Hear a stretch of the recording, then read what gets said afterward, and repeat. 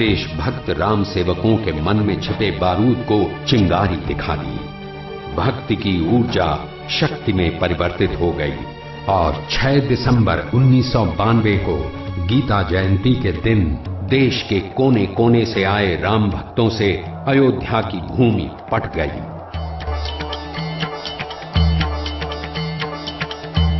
यद्यपि उनका उद्देश्य था शांतिपूर्ण तरीके से दुनिया को बताना कि अब राष्ट्र गौरव को पहचान देने का वक्त आ गया है। इसकी वजह भी बिल्कुल साफ थी। वो इस इमारत को एक मस्जिद के तौर पर नहीं देख रहे थे। इसमें उन्हें अपनी पराधीनता की परछाई दिख रही थी। उन्हें लग रहा था कि जैसे मीर बाकी उन्हें मुंह चिढ़ा रहा है।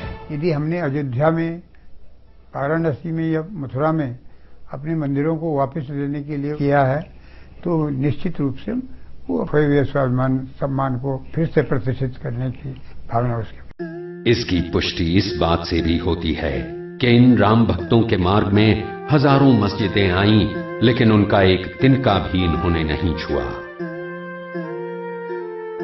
अयोध्या में भी दर्जनों मस्जिदें हैं, लेकिन उनकी तरफ राम भक्तों ने तिरस्कार भरी एक नजर भी नहीं डाली।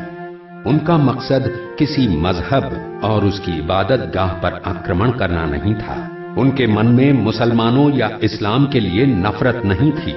यही वजह थी कि 6 दिसंबर ही के दिन, जिस वक्त राम जन्मभूमि मुक्ति आंदोलन चल रहा था, उसके कुछ ही घंटों बाद मुस्लिम महिलाएं बाजार में रोजमर्रा की खरीदारी कर रही थीं। राम भक्तों की इन्हीं भावनाओं के ज्वार में राष्ट्र गौरव पर हमले का प्रतीक मिट्टी में मिल गया।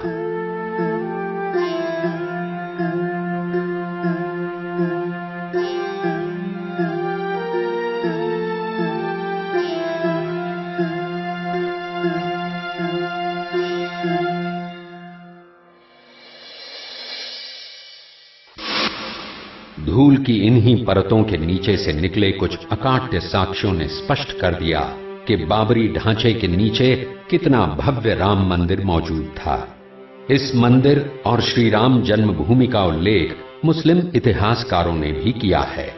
अबुल फजल औरंगजेब की पौत्री, वाजिद अली शाह के समकालीन मिर्जा जान, उपन्यासकार मिर्जा रजब अली बेग आदि ने साफ शब्दों में लिखा है कि अयोध्या में श्री राम जन्मभूमि पर मंदिर को ध्वस्त कर मस्जिद का निर्माण किया गया था। लेकिन ये बात सबके गले इतनी आसानी से उतरने वाली नहीं थी। इस प्रश्न के समाधान के लिए तो अदालत में लंबी लड़ाई चल रही थी।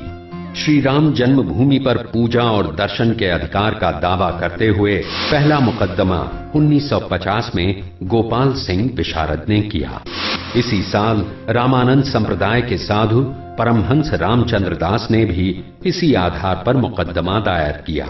तीसरा मुकदमा निर्मोही अखाड़े ने किया और मांग की कि ढांचे के अंदर पूजा अर्चना और चढ़ावे का प्रबंध उसे सौंप दिया जाए। जबकि चौथा मुकदमा सुन्नी वक्फ बोर्ड ने 1961 में किया। ये सभी मुकदमे आपस में हिंदू और मुसलमान पक्षकारों और राज्य सरकार आदि के बीच में चलता रहा। उसके बाद एक आवश्यकता महसूस की गई कि चूंकि भगवान राम वहां स्थापित है, रामलला विराजमान है और वो स्थान को राम जन्मभूमि के रूप में देवत्व शक्ति प्राप्त है, जब तक उनकी ओर से कोई वाद न प्रस्तुत किया जाए तब तक इसमें वास्तविक निर्णय संभव नहीं हो पाएगा।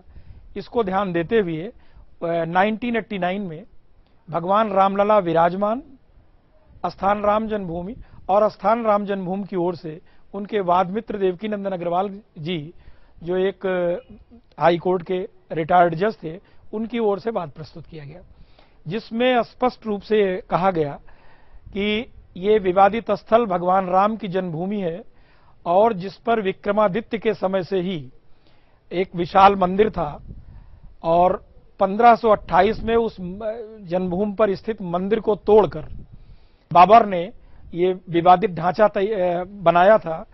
और ये कहा गया कि इसको अनादिकाल से हिंदू लोग भगवान राम की जन्मभूमि के रूप में पूजा करते रहे हैं और ये भगवान राम के जन्मभूमि के रूप में स्थापित है। इसके बाद शुरू हुआ अदालत में साक्ष्यों की पड़ताल का सिलसिला।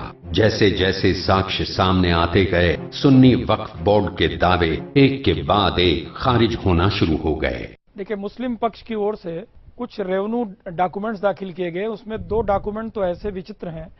एक डॉक्यूमेंट उन्होंने सेटलमेंट मैप दाखिल किया है, जो फैजाबाद के गवर्नमेंट की रिपोर्ट है कि ये डॉक्यूमेंट कभी हमारे यहाँ तैयार ही नहीं हुआ।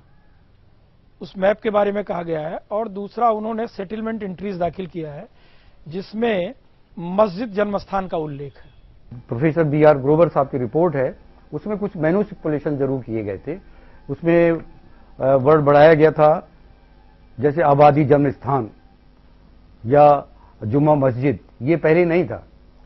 और जैसा कि इन्होंने ग्रोवर साहब ने अपनी रिपोर्ट भी दिया है, इसमें यह सिद्ध करने का प्रयास किया गया है कुछ मैनिपुलेशन करके कि यहाँ पर जन्मभूमि के साथ साथ मंदिर मस्जिद भी थी।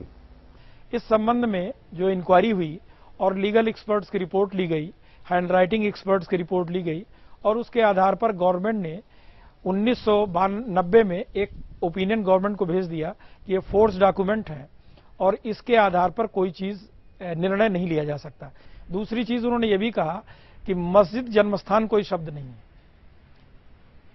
जामा मस्जिद हो सकती है, जन्मस्थान मंदिर हो सकता है, लेकिन मस्जिद जन्मस्थान नाम की कोई एंट्री संभव ही नहीं है। और उसको कोर्ट ने इग्नोर करते हुए उसके आधार पर उनकी कोई टाइटल नहीं मानी। दस्तावेजों के आधार पर जब सुन्नी वक्फ बोर्ड को मुंह की खानी पड़ी, तो उसने अदालत के सामने एक नई दलील दी, लेकिन यहां भी अदालत से उसे फटकार ही मिली। सुन्नी सेंट्रल वक्फ बोर्ड ने बाद में एक तीसरा स्टैंड भी लिया, और तीसरा स्टैंड लेते हुए उन्होंने ये भी कहा कि अगर हम अपनी मिल्कियत न भी साबित कर पाएं, तो विवादित भूमि पर लगभग 450 साल से मेरा कब्जा है। इस आधार पर हम प्रतिकूल कब्जे के आधार पर इसके मालिक हो चुके हैं। लेकिन जहां तक प्रतिकूल कब्जे का प्रश्न है, प्रतिकूल कब्जे के लिए आवश्यक है कि आपका कब्जा किसके प्रतिकूल है, ये आपको बताना पड़ेगा। इसमें आपको यह स्पष्ट करना पड़ेगा कि कौन इसका मालिक था और उस मालिक के खिलाफ आपने कब से कब्जा कर रखा है।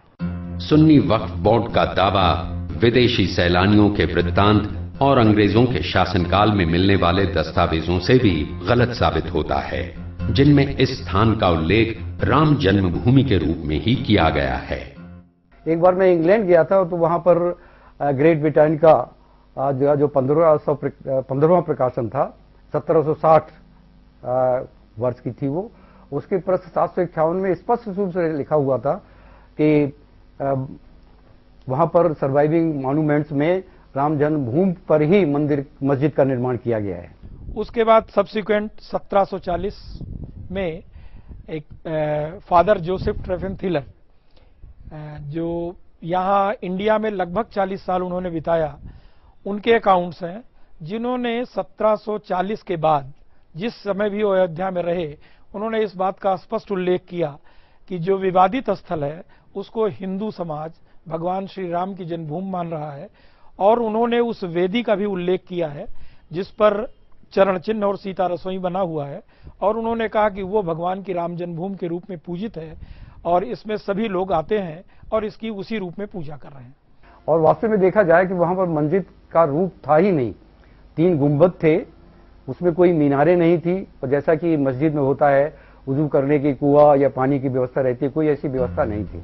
अदालत में सिर्फ दस्तावेजों की पड़ताल ही नहीं हुई, बल्कि उन पुरातात्विक साक्ष्यों को भी रखा गया जो राम जन्मभूमि स्थल के उत्खनन से प्राप्त हुए।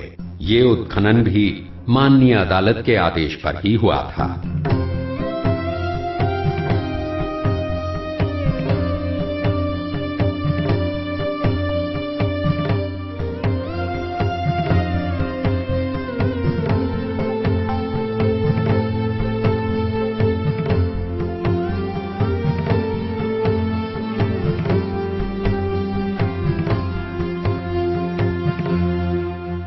अदालत 3 सवालों के जवाब तलाश कर रही थी। पहला, क्या उस स्थल पर पहले कोई मंदिर था?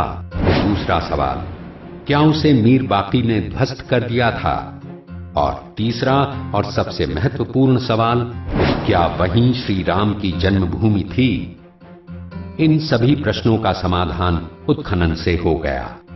इस प्रकरण में यह सुनिश्चित किया गया था कि उत्खनन की प्रक्रिया पूरी तरह पारदर्शी बनी रहे। प्रारंभ से ही एक मुसलमान और 2 हिंदू जजों, 3 जजेस की पूर्णपीठ, विशेष पूर्णपीठ बनी हुई है। तो उसमें यह भी रखा गया कि जो पुरातत्ववेत्ता है उसमें भी यह अनुपात रहेगा कि हिंदू और मुसलमान दोनों का अनुपात बना रहा है। यहां तक कि मुस्लिम पक्ष की ओर से, जो कि अप्रत्याशित थी, एक स्टेज पे एक दरखास्त आई कि साहब मुसलमान मजदूर कम मिल रहे हैं।